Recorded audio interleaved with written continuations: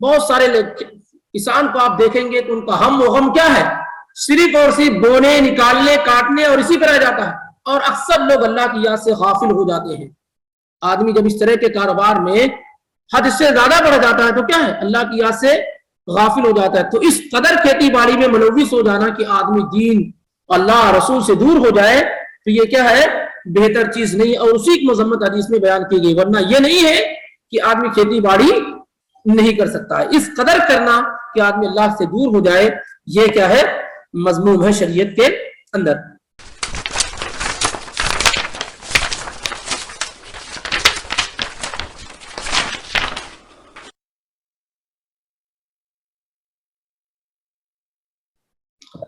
السلام علیکم ورحمۃ اللہ وبرکاتہ۔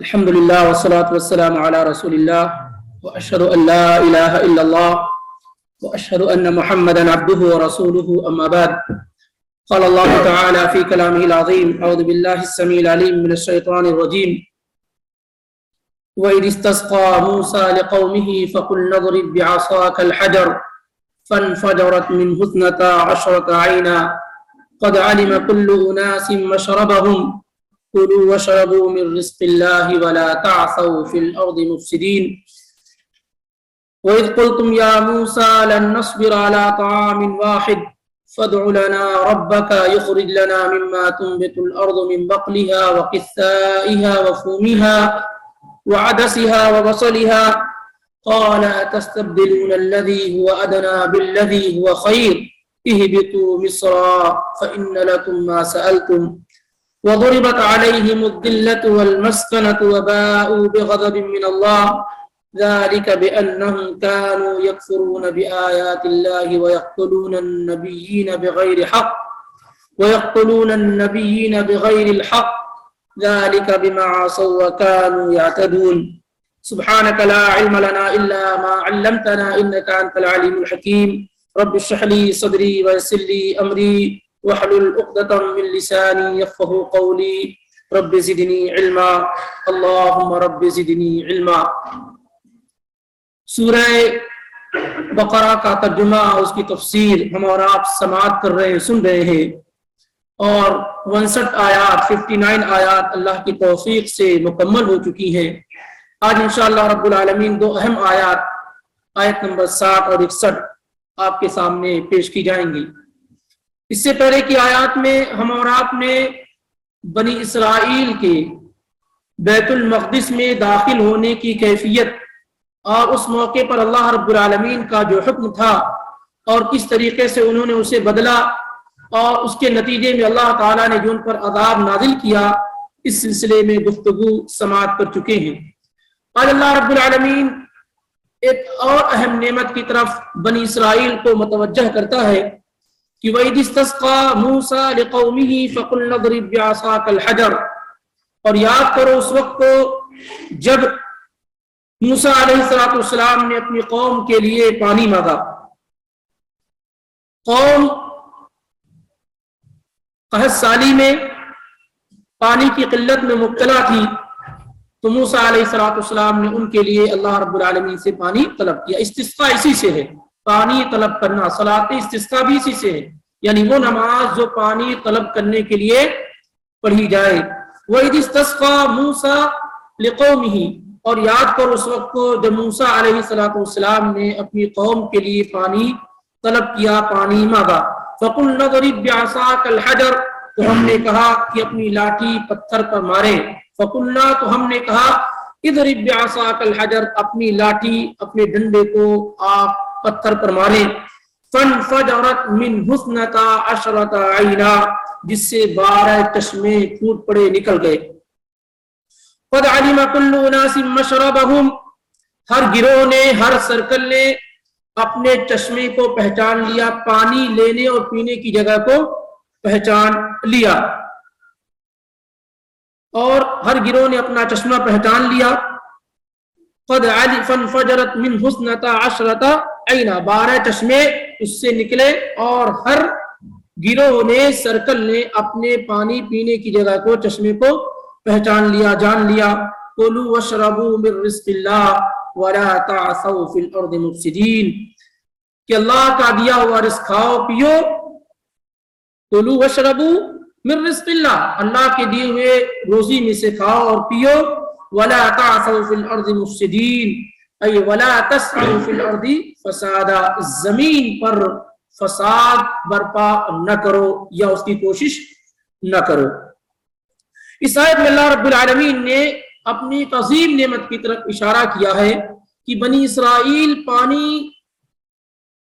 की तंगी में मुब्तला थे, तो उन्होंने मूसा अलैहिस्सलाम से कहा कि आप अपने रब से पानी के लिए दुआ करें।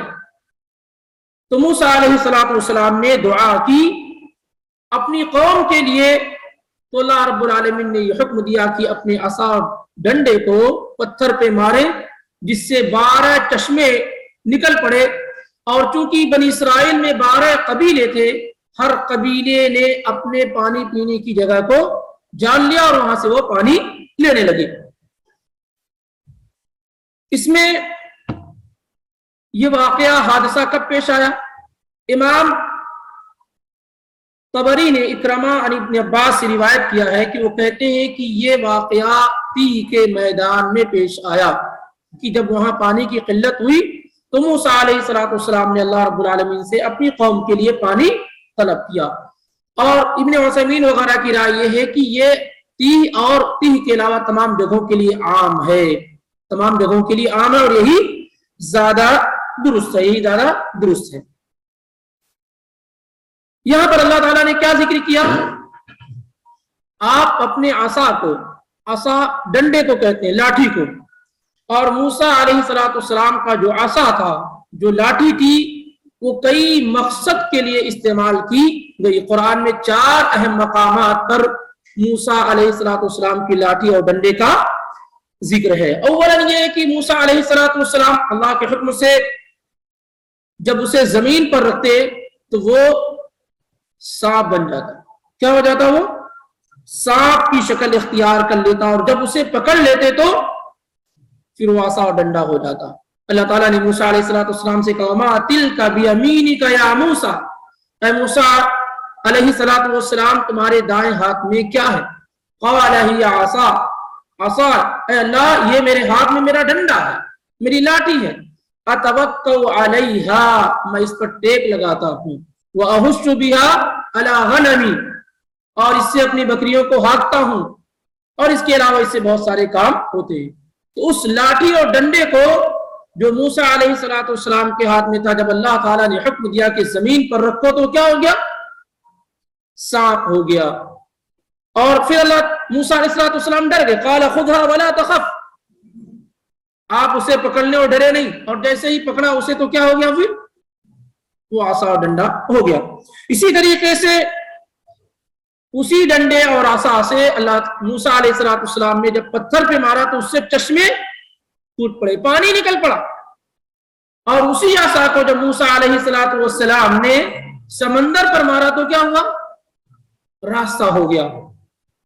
और उसी आसा और डंडे को जब जादूगरों की महफिल और मजलिस में जादूगरों ने जो करतब दिखलाए, उस मौके पर जब रखा तो वो अजदहा, बड़ा सांप बन गया, जिसने तमाम जादूगरों की जादूगरी को क्या है? खत्म कर दिया। तो ये बहुत बड़ा मौजिज़ा है मूसा अलैहिस्सलाम का, जो उनका आसा था। और ये बहुत बड़ी चीज है जिसे लोग देख रहे थे। मुख्तलिफ मकामात पर बनी इसराइल ने देखा कि यही मूसा अलैहिस्सलाम का आसा जब उन्होंने समंदर पे मारा तो रास्ता बन गया, जमीन पे रखा तो अजदहा बन गए, पत्थर पे मारा और हजर पे मारा तो उससे चश्मे निकल पड़े। ये बहुत बड़ा मौजिज़ा था। तो ये मूसा अलैहिस्सलाम का जो आसा और जो लाठी थी, ये अल्लाह रब्बुल आलमीन की जानिब से बहुत बड़ा मौजिज़ा था। और इससे बड़ा मौजिज़े का जिक्र इंशाअल्लाह भी आएगा कि हमारे और आपके नबी सल्लल्लाहु अलैहि वसल्लम के पास जो मौजिज़ा था उसका जिक्र इंशाअल्लाह भी आएगा। अब यहाँ पर हजर, पत्थर को कहते हैं। पत्थर से मुराद बाद मुफस्सिरीन कहते हैं खास किस्म का पत्थर था। और सईद बिन जुबैर की राय वही पत्थर है जो कपड़ा लेकर भाग गया था जब मूसा अलैहिस्सलाम गुस्ल फरमा रहे थे, जैसा कि सही बुखारी में है, सौबी हजर सौबी हजर, جب موسیٰ علیہ السلام پر الزام لگایا گیا تھا کہ آپ بیماری میں مبتلا ہے، برس میں مبتلا ہے، یہ الزام ان کی قوم کے لوگ لگاتے تھے، تو اللہ رب العالمین نے اس الزام سے بری کرنے کے لیے جب وہ غسل کر رہے تھے بالکل نکٹ اور ننگے ہو کر کے، تو پتھر جو ہے اس کپڑے کو لے کر کے بھاگ گیا، اور موسیٰ علیہ السلام اس کے پیچھے لگتے رہے اور کہتے رہے سوبی حجر سوبی حجر، اے پتھر میرے کپڑے کو دے دو، لیکن پتھر چلتا رہا اور وہاں جا کر رکا جہاں لوگ اکٹھا اور جمع تھے، یہاں تک کہ سارے لوگوں نے دیکھ لیا کہ موسیٰ علیہ السلام کسی بھی طرح کی بیماری میں مبتلا نہیں ہے۔ یا ایھا الذین آمنوا لا تکونوا کالذین آذوا موسیٰ فبرأہ اللہ مما قالوا وکان عند اللہ وجیہا۔ اے لوگو، تم لوگ نبی علیہ السلام کے ساتھ اس طرح کا معاملہ نہ کرنا جیسے موسیٰ علیہ السلام کی قوم نے ان کے ساتھ کیا، اور انہیں طرح طرح کی اذیت اور تکلیف دی اور الزام لگایا اور کہا کہ بیماری میں مبتلا ہے، تو اللہ تعالیٰ نے ان کو اس سے بری کر دیا۔ تو سعید بن جبیر کی رائے ہے کہ یہ وہی پتھر ہے جو کپڑا لے کر بھاگا تھا، لیکن صحیح بات یہی ہے کہ یہ عام پتھر ہے، یہ عام پتھر ہے جس پر موسیٰ علیہ السلام نے اپنی لاٹھی اور ڈنڈا مارا تو اس سے کیا ہے، چشمے پھوٹ پڑے، وہ بھی 12۔ اور امام قتادہ رحمہ اللہ فرماتے ہیں کہ 12 چشمے پھوٹ پڑے، اور قرآن نے بھی ذکر کیا ہے کتنے، 12، اور 12 قبیلے چونکہ ان کے مشہور اور معروف تھے، 12 قبیلے ان کے مشہور اور معروف تھے، اس لیے تاکہ لڑائی جھگڑا نہ ہو سکے آپس میں، تو اللہ رب العالمین نے ایسے تو ہونا تو یہ بھی چاہیے تھا، ایک ہی چشمہ کافی تھا، ایک ہی جگہ سے پانی نکلنا کافی تھا، لیکن 12 قبیلے تھے تو پتھر سے 12 چشمے پھوٹ پڑے۔ ایسے ہی اللہ تعالیٰ کہتا قد علم کل اناس مشربہم، اس طریقے سے کہ ہر شخص نے اپنے پانی پینے کی جگہ کو جان لیا، پہچان لیا، کسی کو کوئی تکلیف اور مشقت نہیں ہوئی، اور اللہ تعالیٰ نے کہا کھاؤ اور پیو اللہ کی روزیوں میں سے، لیکن زمین میں فساد برپا کرنے کی کوشش نہ کرو۔ یہ بڑا جرم اور گناہ ہے کہ زمین میں فساد برپا کرنا، ایسی کوششیں کرنا، ایسی جد و جہد کرنا، ایسی اسٹرگل کرنا جس سے لوگوں کے درمیان انتشار پیدا ہو، اختلاف پیدا ہو، یہ بڑا جرم ہے شریعت کی نگاہ میں۔ اس آیت میں اگر ہم غور کریں گے تو کئی اہم چیزیں ہمیں اور آپ کو معلوم ہوں گی۔ سب سے پہلی چیز معلوم ہوتی ہے کہ مشروعیت الاستسقاء، کہ اگر پانی نہ ہو تو پانی اللہ رب العالمین سے طلب کیا جائے گا، پانی اللہ رب العالمین سے طلب کیا جائے گا ضرورت کے وقت جب پانی کی ضرورت ہو، جیسا کہ موسیٰ علیہ السلام نے پانی کی غیر موجودگی میں اپنی قوم کے لیے اللہ رب العالمین سے پانی طلب کیا۔ اور قاعدہ یہ ہے کہ شرع من قبلنا شرع لنا ان لم يرد تخالف یا ان لم ترد شرعنا بخلافہ، پہلی جو شریعتیں ہیں وہ ہماری بھی شریعت ہے اگر ہماری شریعت اس کے خلاف کوئی حکم لے کر کے نہ آئے۔ پچھلی امتوں کی جو شریعتیں ہیں، موسیٰ، عیسیٰ، ابراہیم، یہ جتنے انبیاء گزر چکے، ان کی جو شریعت ہے وہ ہماری بھی شریعت ہے اگر ہماری شریعت اس کے خلاف نہ آئے۔ جیسے پچھلی امتوں میں 2 بہنوں کو ایک ساتھ نکاح میں رکھنا بیک وقت جائز اور درست تھا، لیکن ہماری شریعت میں اس کو کنڈم کر دیا گیا ہے، منع کر دیا گیا ہے کہ 2 بہنوں کو اکٹھا اور جمع نہیں کیا جا سکتا ہے۔ تو اگر منع نہ کیا جائے اور پہلے کی شریعت ہو تو وہ ہماری بھی شریعت ہوگی۔ تو جبکہ یہاں پر استسقاء میں تو ہماری شریعت نے باقاعدہ اس کا حکم دیا گیا ہے۔ اللہ کے نبی علیہ السلام سے پانی کی غیر موجودگی میں قحط ساری کے موقع پر دعا کرنے کا بھی ثبوت ہے اور استسقاء کی نماز پڑھنے کا بھی ثبوت ہے۔ آپ جمعے کا خطبہ ارشاد فرمائے، انس بن مالک کی روایت بخاری اور مسلم کے اندر، ایک صحابی رسول آئے اور کہنے لگے اللہ کے نبی دعا فرمائیے بارش ہو جائے، جانور پانی کے بغیر مر رہے ہیں، کھیت اور خلیان تباہ و برباد ہو رہے ہیں۔ اسی موقع پر اللہ کے نبی علیہ السلام نے خطبے کے اندر ہی آپ نے ہاتھ اٹھایا اور اللہ رب العالمین سے دعا کی۔ انس بن مالک کہتے ہیں جب ہم مسجد کے اندر داخل ہوئے تھے تو آسمان بالکل صاف و شفاف تھا، سورج نکلا ہوا تھا، اور جب نکلے جمعے کی نماز کے بعد تو کیا ہے، روڈ پر پانی لگ گئے تھے۔ تو ایک طریقہ یہ ہے کہ اگر پانی نہ ہو، قحط سالی ہو، تو دعا کی جائے، اور دوسرا طریقہ یہ ہے کہ استسقاء کی نماز پڑھی جائے، صلاۃ الاستسقاء پڑھی جائے۔ امام ابو حنیفہ رحمہ اللہ نے نماز کی مشروعیت پہ کلام کیا اور کہا صرف اور صرف دعا کی جائے گی، استسقاء کی کوئی نماز مشروع نہیں ہے۔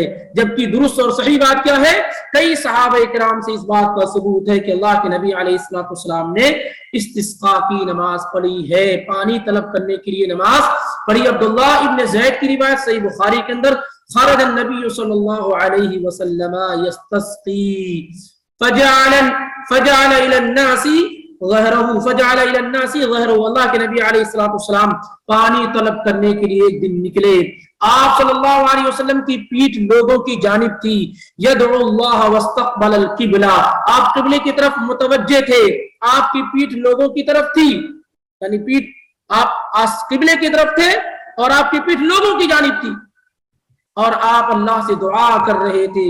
وحول رداءہ، آپ نے اپنی چادر بھی کیا ہے، چینج کی، بدلی۔ ثم صلی رکعتین، پھر آپ صلی اللہ علیہ وسلم نے 2 رکعت نماز ادا کی، بخاری کے الفاظ ہیں۔ اور سنن ابو داؤد کے اندر، ترمذی کے اندر، نسائی کے اندر اور ابن ماجہ کے اندر، مسند احمد کے اندر صحیح سند کے ساتھ عبداللہ بن عباس رضی اللہ تعالیٰ عنہ سے مروی ہے، خرج رسول اللہ صلی اللہ علیہ وسلم متبدلا متواضعا متضرعا فجلس على المنبر ولم يخطب خطبتكم هذه۔ اللہ کے نبی علیہ السلام ایک دن نکلے استسقاء کی نماز کے لیے، کس طریقے سے نکلے، متبدلا، پرانے کپڑے میں، بوسیدہ پھٹے پرانے کپڑے میں آپ نکلے، سادے لباس میں آپ نکلے، متواضعا، بالکل عاجزی کے ساتھ نکلے، متضرعا، گڑگڑاتے ہوئے، روتے ہوئے آپ نکلے، فجلس علی المنبر، پھر آپ منبر پر بیٹھ گئے، ولم یخطب خطبتکم هذه، اور جیسے آپ اصل خطبہ دیتے ویسے آپ نے خطبہ نہ دیا، ولكن لم يزل في الدعاء والتضرع والتکبیر، لیکن آپ منبر پر کیا کرتے رہے، دعا کرتے رہے، گریہ گزاری کرتے رہے، روتے رہے، اللہ تعالیٰ کی بڑائی اور بزرگی بیان کرتے رہے۔ وصلی رکعتین، پھر آپ نے 2 رکعت نماز پڑھائی، کما کان یصلی فی العیدین، جیسے آپ عید کی 2 رکعت نماز پڑھاتے تھے۔ یہ ایک تفصیلی بحث ہے کہ خطبہ ہے کہ نہیں ہے، تمام روایات کو جمع کریں گے تو معلوم ہوگا کہ خطبہ نماز سے پہلے بھی دیا جا سکتا ہے اور نماز کے بعد بھی دیا جا سکتا ہے، اور نماز 2 رکعت پڑھی جائے گی جیسے عید کی نماز پڑھی جاتی ہے۔ بعض لوگوں نے تکبیرات کو شامل کیا ہے، بعض نے تکبیرات کو شامل نہیں کیا۔ المهم یہ کہ صلاۃ الاستسقاء، استسقاء کی نماز جب پانی نہ ہو، قحط سالی پڑی ہوئی ہو، تو اس موقع پر استسقاء کے لیے دعا بھی کی جائے اور نماز بھی پڑھی جائے، یہی رسول اللہ صلی اللہ علیہ وسلم کا طریقہ ہے، اور مسلسل نماز پڑھی جائے جب تک کہ بارش نہ ہو جائے۔ تو پہلی چیز یہ معلوم ہوئی۔ دوسری چیز کیا معلوم ہوئی کہ بارش جیسے آسمان سے ہوتی ہے ویسے زمین سے بھی اللہ پانی نکال سکتا ہے، جیسے کیونکہ یہاں پر جب موسیٰ علیہ السلام نے دعا کی اللہ رب العالمین سے بارش کے لیے، تو اللہ نے آسمان سے بارش نہیں نازل کی بلکہ پتھروں سے اور زمین سے پانی نکالا، جس سے بات معلوم ہوتی ہے کہ جیسے بارش آسمان سے ہو سکتی ہے ویسے زمین سے بھی اللہ رب العالمین پانی نکال سکتا ہے۔ ایسے ہی یہ بات بھی معلوم ہوئی کہ انسان کے لیے پناہ گاہ صرف اور صرف اللہ کی ذات ہے۔ انسان مجبوریوں اور پریشانیوں میں کس کی طرف رجوع کرے؟ اللہ رب العالمین کی طرف رجوع کرے، کیونکہ وہی تکلیفوں کو دور کرنے والی ذات ہے۔ اس آیت سے اس بات کا بھی علم ہوا کہ جیسے عام لوگ اللہ رب العالمین کے محتاج ہیں، جیسے عام لوگ اللہ رب العالمین کے محتاج ہیں، ضرورت مند ہیں، ایسے انبیاء اور رسول بھی اللہ رب العالمین کے محتاج اور ضرورت مند ہے۔ وہ قادر نہیں ہے اس بات پر کہ آسمان سے بارش نازل فرما دے یا زمین سے بارش پانی نکال دے، بلکہ ان چیزوں میں بھی وہ اللہ رب العالمین کی طرف کیا ہے، رجوع کرتے ہیں، اللہ رب العالمین سے مانگتے ہیں۔ ورنہ موسیٰ علیہ السلام عظیم المرتبت نبیوں میں سے ہیں، لیکن انہوں نے پانی کے لیے کس کو پکارا؟ اللہ رب العالمین کو پکارا۔ اور ہمارے لوگ کیا کرتے ہیں؟ بارش بھی مانگنے کے لیے کسی نبی کا نہیں، غیر نبی سے مانگتے ہیں، اور وہ بھی زندہ نہیں ہوتے ہیں، اور کہتے ہیں بارش دے دو، اولاد دے دو، وغیرہ وغیرہ۔ اور اس آیت میں کیا معلوم ہو رہا ہے کہ موسیٰ علیہ السلام نے بارش کے لیے اللہ رب العالمین کو پکارا، جبکہ بڑے پیغمبر تھے۔ اسی طریقے سے موسیٰ علیہ السلام اپنی قوم کے لیے رحم دل تھے۔ قوم جب پانی کی قلت میں مبتلا ہوئی تو انہوں نے اللہ رب العالمین سے اپنی قوم کے لیے دعا کی۔ اور رسول اور انبیاء ایسے ہوتے ہیں، اور جو انبیاء اور رسول کے مشن پر چلنے والے علماء ہوتے ہیں وہ بھی اپنی قوم و ملت کے لیے بڑے ہی رحم دل ہوتے ہیں، بڑے ہی رحم دل ہوتے ہیں۔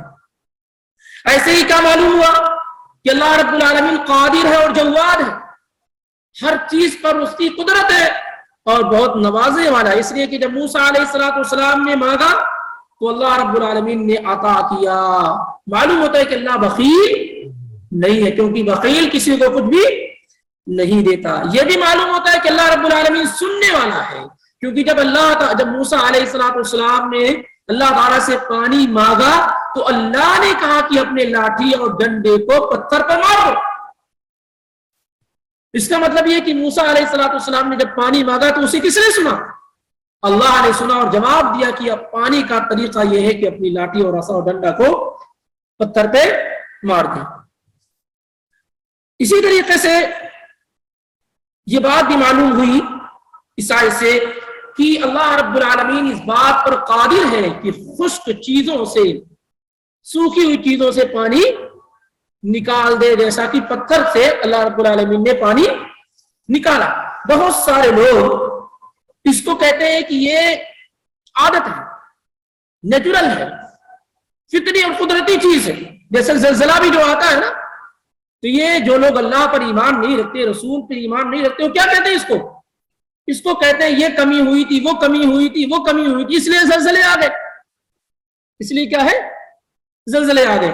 بہرحال تو اس کو بھی کیا ہے، پانی کے نکلنے کو بھی کیا ہے، وہ معجزہ ماننے کے لیے تیار نہیں ہوتے اور کہتے ہیں یہ نیچرل ہے، اس سے پانی نکالا جا سکتا ہے، نکل سکتا ہے۔ بہت بڑا معجزہ ہے کہ بالکل خشک چیز سے کیا ہے، پتھر سے پانی کا نکلنا، اور وہ بھی 12 چشمے نکلنا، اور لوگوں کا شکم سیر ہو کر کے پینا اور پانی کو اکٹھا اور جمع کرنا، یہ بہت بڑا معجزہ ہے۔ لیکن اگر غور کریں گے تو رسول اللہ صلی اللہ علیہ وسلم کے دستے مبارک سے جو معجزہ ہوا ہے وہ موسیٰ علیہ السلام کی عصا اور ان کی لاٹھی اور ڈنڈے سے بھی بڑا۔ پتھروں سے تو بہرحال پانی نکالا جا سکتا ہے، اللہ تعالیٰ کہتے ہیں وَإِنَّ مِنْهَا لَمَا يَتَفَجَّرُ مِنْهُ الْأَنْهَارُ، بعض پتھر وہ ہیں جن سے چشمے پھوٹ پڑتے ہیں، پانی نکل جاتا ہے، بعض پتھر وہ ہیں جو اللہ تعالیٰ کی یاد، اللہ کی خشیت سے گرے ہوئے ہوتے ہیں۔ لیکن اس سے بڑا معجزہ تو نبی علیہ السلام کی ذات سے ہوا کہ آپ صلی اللہ علیہ وسلم نے وہاں سے پانی نکالا جو پتھر سے بھی بالکل الگ ہے، زمین سے بھی بالکل منفصل اور الگ جگہ، الگ چیز۔ وہ کیا ہے کہ آپ کے دستے مبارک اور انگلیوں سے پانی کا نکل جانا۔ آئیے دیکھیں صحیح بخاری اور مسلم میں جابر بن عبداللہ رضی اللہ تعالیٰ عنہ کہتے ہیں کہ عطش الناس یوم الحدیبیہ، کہ حدیبیہ کے دن سن 6 ہجری میں جب اللہ کے نبی علیہ السلام کہاں گئے تھے؟ مکہ جا رہے تھے حج کرنے، عمرہ کرنے کے لیے۔ صلح حدیبیہ کے موقع پر عصر کی نماز کا وقت ہو گیا، پانی نہیں، کسی کے پاس پانی نہیں، سارے لوگ پیاس کی شدت سے نڈھال ہیں، عصر کی نماز کا وقت ہو گیا، پانی نہیں۔ ورسول اللہ صلی اللہ علیہ وسلم بین یدیہ رکوۃ فتوضأ منها، نبی علیہ السلام کے پاس پانی کا برتن تھا جس سے آپ نے وضو کر لیا۔ ثم اقبل الناس نحوه، سارے لوگ رسول اللہ صلی اللہ علیہ وسلم کی طرف متوجہ ہو گئے، کیونکہ کسی کے پاس پانی نہیں، کسی کے برتن میں پانی نہیں۔ نبی علیہ السلام کے برتن میں پانی، آپ نے اس سے وضو کیا، سارے صحابہ آپ کی طرف متوجہ ہوئے، تو آپ نے پوچھا کیا بات ہے، کیا معاملہ ہے؟ تو صحابہ نے جواب دیا یا رسول اللہ لیس عندنا ماء نتوضأ به ولا نشرب، اے اللہ کے پیغمبر، اے اللہ کے رسول، ہمارے پاس پانی نہیں ہے تاکہ ہم اس سے وضو کر لیں اور اسے پی لیں، نہ پینے کے لیے نہ وضو کرنے کے لیے، الا ما فی رقوتک، مگر وہی پانی جو آپ کے برتن میں ہے، بس اتنا ہی پانی ہے، ہم میں سے کسی کے برتن میں کوئی پانی نہیں ہے۔ فوضع النبی صلی اللہ علیہ وسلم یدہ فی الرقوہ فجعل الماء يفور من بين اصابعه كامثال العيون۔ صحابی رسول جابر بن عبداللہ رضی اللہ تعالیٰ عنہ کہتے ہیں جب صحابہ نے پانی کی قلت کی شکایت کی اور کہا کہ آپ ہی کے برتن میں جو پانی ہے، پانی ہم میں سے کسی کے پاس پانی نہیں ہے، تو اللہ کے نبی علیہ الصلوۃ والسلام نے اپنا دست مبارک اس برتن میں ڈال دیا۔ صحابی رسول کہتے ہیں فجعل الماء يفور من بين اصابعه، جیسے فوارے پانی کے نکلتے ہیں ایسے آپ کی انگلیوں سے پانی کے فوارے نکلنے لگے، کامثال العیون، جیسے چشمے نکل رہے ہوں، اس طریقے سے تیزی کے ساتھ پانی نکلنا شروع ہو گیا۔ اور صحابی رسول کہتے ہیں فشربنا وتوضأنا، ہم نے پی بھی لیا اور وضو بھی کر لیا۔ سالم کہتے ہیں فقلت لجابر، میں نے جابر رضی اللہ تعالیٰ عنہ سے پوچھا کم کنتم یومئذ، تمہاری تعداد کتنی تھی اس دن، جس دن نبی علیہ الصلوۃ والسلام کے جو ہے انگلیوں سے پانی نکلا اور تم سارے لوگوں نے پیا وضو کیا، کتنی تعداد میں تم لوگ تھے؟ قال لو كنا 100,000 لكفانا، اگر ہم 1,00,000 بھی ہوتے تو ہمارے لیے کافی تھا، 1,00,000 بھی ہوتے تو ہمارے لیے کافی تھا۔ كنا 15,100، اس دن ہم کتنی تعداد میں تھے؟ 1500 کی تعداد میں تھے۔ کتنی؟ 1500 کی تعداد، اور بعض روایات میں 1400 کا بھی ذکر آیا ہوا ہے۔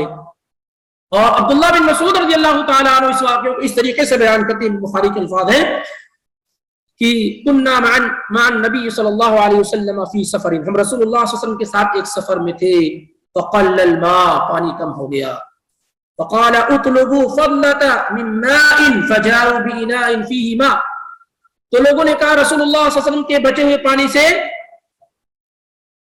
پانی طلب کرو، تو اللہ کے نبی علیہ الصلوۃ والسلام نے، پانی بہت تھوڑا تھا جو اللہ کے نبی علیہ الصلوۃ والسلام کے پاس موجود تھا، فادخل يده في الاناء، تو اللہ کے نبی علیہ الصلوۃ والسلام نے اپنا ہاتھ برتن میں ڈال دیا، ثم قال حي على الطهور المبارک، آؤ مبارک پانی سے وضو کر لو، والبرکۃ من اللہ، اور اس پانی میں برکت دینے والی ذات کس کی ہے؟ اللہ کی ہے۔ صحابی رسول عبداللہ بن مسعود کا بیان ہے فلقد رأیت الماء ينبع من بین اصابع رسول اللہ صلی اللہ علیہ وسلم، میں نے دیکھا کہ رسول اللہ صلی اللہ علیہ وسلم کی انگلیوں سے پانی فوارے کی شکل میں نکل رہا ہے۔ وَلَقَدْ كُنَّا نَسْمَعُ تَسْبِيحَ الطَّعَامِ وَهُوَ يُؤْكَلُ، اور دوسری بات کیا بیان کرتے ہیں کہ ہم جب کھانا کھاتے تھے تو کھانا تسبیح پڑھتا تھا جس کو ہم سنتے تھے۔ بخاری کے الفاظ ہیں، یہ ساری مخلوقات جو ہیں، چاہے وہ جاندار یا بے جان، وَإِن مِّن شَيْءٍ إِلَّا يُسَبِّحُ بِحَمْدِهِ وَلَٰكِن لَّا تَفْقَهُونَ تَسْبِيحَهُم، زمین میں جتنی بھی مخلوق ہے، آسمان میں جتنی بھی مخلوق ہے، سب اللہ کی بڑائی، بزرگی، تسبیح، پاکی بیان کرتی ہے، لیکن تم اس کو سمجھ نہیں سکتے ہو۔ تو اللہ کے پیغمبر کے متعلق اور کہتے ہیں جب اللہ کے نبی صلی اللہ علیہ وسلم کے ساتھ کھانا کھاتے تو کھانا جب کھاتے تھے تو تسبیح بیان کرتا، اور اس آواز کو صرف اللہ کے نبی نہیں سنتے تھے، وَلَقَدْ كُنَّا، ہم سارے لوگ سنتے تھے، نَسْمَعُ تَسْبِيحَ الطَّعَامِ يُؤْكَلُ، جب کھانا کھایا جاتا تھا، ہم کھانا کھاتے تھے تو اس کو سنتے تھے، اس تسبیح کو، جو کھانا جو نوالا جاتا وہ اللہ کی بڑائی اور بزرگی بیان کرتے ہیں۔ نبی علیہ الصلوۃ والسلام کے بڑے معجزات میں سے ایک ہے۔ تو یہ ذکر کرنے کا مقصود یہ ہے تاکہ آپ کے علم میں ہو کہ نبی علیہ الصلوۃ والسلام کو جو معجزے دیے گئے وہ تمام انبیاء میں سب سے بڑا معجزہ رسول اللہ صلی اللہ علیہ وسلم کو دیا گیا۔ موسیٰ علیہ الصلوۃ والسلام کا پتھروں سے پانی نکالنا یہ بہت بڑا معجزہ ہے، لیکن پتھروں سے پانی نکلا ہے، اللہ تعالیٰ کہتا ہے پتھروں سے پانی نکلتے ہیں، لیکن انگلیوں سے پانی کا نکل جانا یہ اس سے کہیں بڑا کیا ہے؟ معجزہ ہے۔ اسی طریقے سے اس آیت سے ہمیں اور آپ کو اس بات کا بھی علم ہوتا ہے اللہ تعالیٰ کی حکمت، کہ اللہ تعالیٰ نے پتھروں سے پانی جب ادعو اللہ، یا تو آپ اللہ سے دعا کر دیں क्या दुआ कर दे, युखरिज लना मिम्मा तुंबितुल अर्द, कि वो निकाले हमारे लिए वो चीजें जो जमीन उगाती है। क्या? जमीन की पैदावार। बकल, बकल कहते हैं साग सब्जी वगैरह जितनी भी चीजें, इसीलिए इसी से जो बकाला बोलते हैं ना, बकाला बोलते हैं, बकाला वो जगह होती है, वो दुकान होती है जहां पर आपको साग, ककड़ी, खीरा, ये चीजें क्या है मिल जाए, सब्जी वगैरह की। और सब्जी बेचने वाले को बक्काल कहते हैं। क्या कहते हैं? बक्काल। और इसी से बक्काला का नाम जो रखा गया है कि वो जगह जहां पर सब्जी वगैरह क्या है मिल जाए। तो इन लोगों ने अल्लाह रब्बुल आलमीन से क्या कहा, मूसा अलैहिस्सलाम से ये कहा कि आप अल्लाह से दुआ कीजिए कि वो हमारे लिए जमीन की पैदावार यानी साग, ककड़ी, गेहूं, गंदुम और दाल वगैरह, प्याज वगैरह निकाल दे।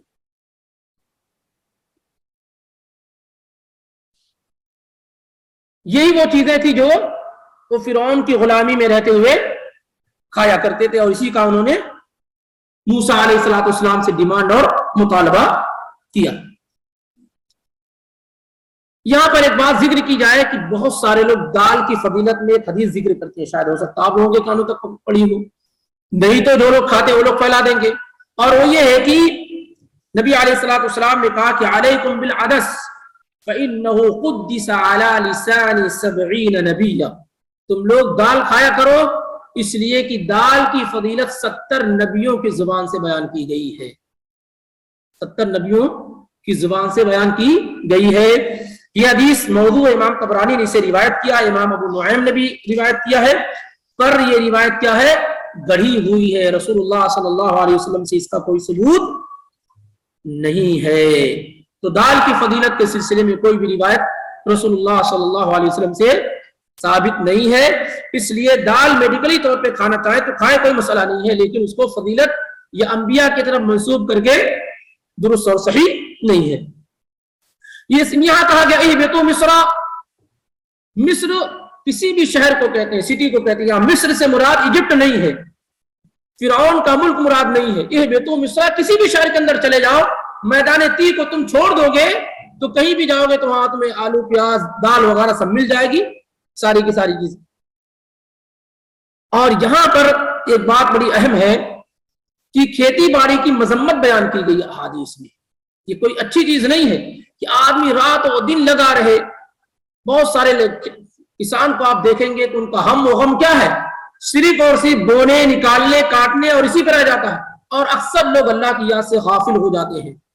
आदमी जब इस तरह के कारोबार में हद से ज्यादा बढ़ जाता है तो क्या है, अल्लाह की याद से गाफिल हो जाता है। तो इस कदर खेती बाड़ी में मुलव्विस हो जाना कि आदमी दीन, अल्लाह, रसूल से दूर हो जाए, तो ये क्या है, बेहतर चीज नहीं। और उसी की मजम्मत हदीस में बयान की गई, वरना ये नहीं है कि आदमी खेती बाड़ी नहीं कर सकता है। इस कदर करना कि आदमी अल्लाह से दूर हो जाए, ये क्या है, मजमूम है शरीयत के अंदर।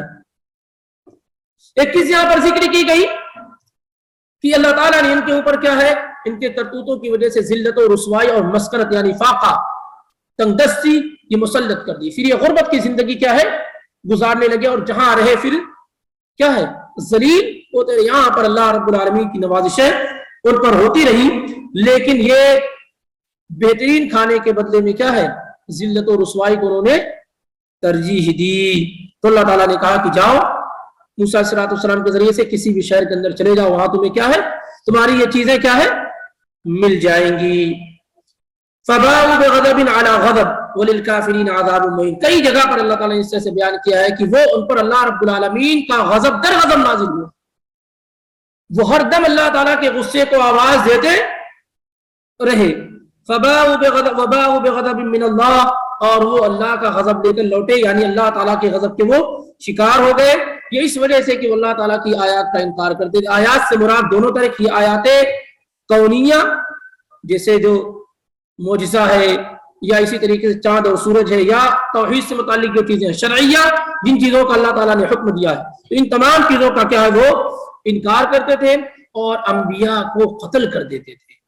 बनी इसराइल की बड़ी खबासत ये थी कि वो अंबिया को कत्ल कर देते थे। जकरिया को कत्ल कर दिया, यहिया को कत्ल कर दिया, ये लोग कत्ल कर देते थे। ईसा अलैहिस्सलाम को कत्ल करने के लिए दौड़े, वो अल्लाह ने उन्हें उठा लिया। تو یہ انبیاء کو قتل کر دیتے تھے. یہ یہود و نصارہ وہ قوم ہیں جو اپنے انبیاء کو قتل کر دیتے تھے.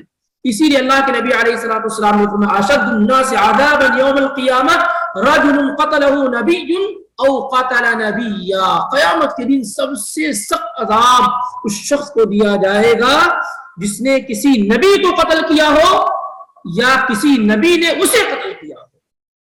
قیامت کے دن سب سے خطرناک عذاب، سب سے سخت عذاب اس شخص کو دیا جائے گا جس نے کسی نبی کو قتل کیا ہو یا کسی نبی نے اسے قتل کیا ہو. اور یہاں جو کہا گیا ہے کہ ناحق انبیاء کو قتل کرتے تھے تو اس کا یہ مطلب نہیں ہے کہ اگر حق نعوذ باللہ انبیاء کے ساتھ ایسا ہو ہی نہیں سکتا ہے، لیکن اللہ تعالیٰ یہ بات بیان کرنا چاہتا ہے کہ ان کی سرکشی اتنی زیادہ تھی کہ جو نبی ان کے حق میں سوچتے تھے، ان کے لیے دعائیں کرتے تھے، ان کے متعلق خیر و بھلائی چاہتے تھے، یہ اسی نبی کو قتل کر دیتے تھے. زکریا علیہ السلام کو قتل کر دیا، یحییٰ کو قتل کیا، اور دیگر دوسرے انبیاء کو قتل کر دیا. اور ایک روایت جو عبداللہ بن مسعود کے طرف سے مروی کہ ایک دن میں 300 سے زیادہ انبیاء کو قتل کر دیتے تھے. بہرحال یہ درست اور صحیح نہیں ہے، لیکن یہ بات واضح ہے کہ وہ بہت سارے انبیاء کے قاتل رہے ہیں بنی اسرائیل، یہود و نصارہ، حتیٰ کہ خود ہمارے نبی جناب محمد رسول اللہ صلی اللہ علیہ وسلم کو بھی انہوں نے قتل کرنے کی کوشش کی. غزوہ خیبر کے موقع پر جو یہودیہ زینب تھی، صحیح بخاری کے الفاظ ہیں، اس نے نبی علیہ الصلوۃ والسلام کو دعوت دی اور اس دعوت میں اس کھانے میں کیا ہے زہر ملا دیا اور اس حصے میں ملایا گوشت کے جو اللہ کے نبی علیہ الصلوۃ والسلام کو زیادہ پسند تھا، اور ایک لقمہ آپ صلی اللہ علیہ وسلم نے کھا بھی لیا، یہاں تک کہ جبریل علیہ الصلوۃ والسلام نے آ کر کے خبر دے دی. عائشہ صدیقہ رضی اللہ تعالیٰ عنہ فرماتی کان النبی صلی اللہ علیہ وسلم یقول فی مرضی الذی مات فیہ، نبی پاک صلی اللہ علیہ وسلم اپنی اس بیماری کے دنوں میں کہا کرتے تھے جس بیماری سے آپ شفا یاب نہ ہو سکے، جس بیماری میں آپ کی وفات ہو گئی، یا عائشہ لا ما ازال اجد علم الطعام الذي اكلت بخیبر، اے عائشہ اس کھانے کے اثر کو جو میں نے خیبر میں کھایا تھا، اس کے زہر کو آج بھی محسوس کر رہا ہوں. فہذا اوان، یہ وقت آ گیا ہے کہ میری رگیں شہ رگ اس زہر کے اثر سے کٹی جا رہی ہیں. اسی لیے رسول اللہ صلی اللہ علیہ وسلم کی وفات کے متعلق یہ بات بھی ہے کہ آپ ماتا شہیدن، آپ کی وفات جو ہوئی وہ شہادت کی وفات ہوئی ہے، کیونکہ آپ اپنی زندگی کے آخری ایام میں کہا کرتے تھے زہر کا جو اثر ہے وہ اثر ایسا ہے کہ میری شہ رگ اس سے کٹی جا رہی ہے. یہ بخاری کی روایت ہے، لیکن امام بخاری نے معلقاً روایت کیا ہے. امام ابن حجر رحمہ اللہ نے اس کی دوسری سند ذکر کی ہے اور روایت بالکل درست اور صحیح ہے. تو یہ بڑی خباثت ان کے پاس یہ بھی موجود تھی کہ وہ انبیاء کو قتل کر دیتے تھے. ذالک بما عصوا وکانوا یعتدون، اسی بنیاد پر اللہ تعالیٰ نے ان کی نافرمانیوں اور زیادتیوں کی وجہ سے اللہ نے ان پر اپنا غضب اور غصہ نازل کیا، اور زمین میں یہ کیا ہو گئے ذلیل اور رسوا ہو گئے. یہ 2 آیات تھی جس کا ترجمہ اس کی مختصر تفسیر اللہ کی توفیق سے مکمل کی گئی.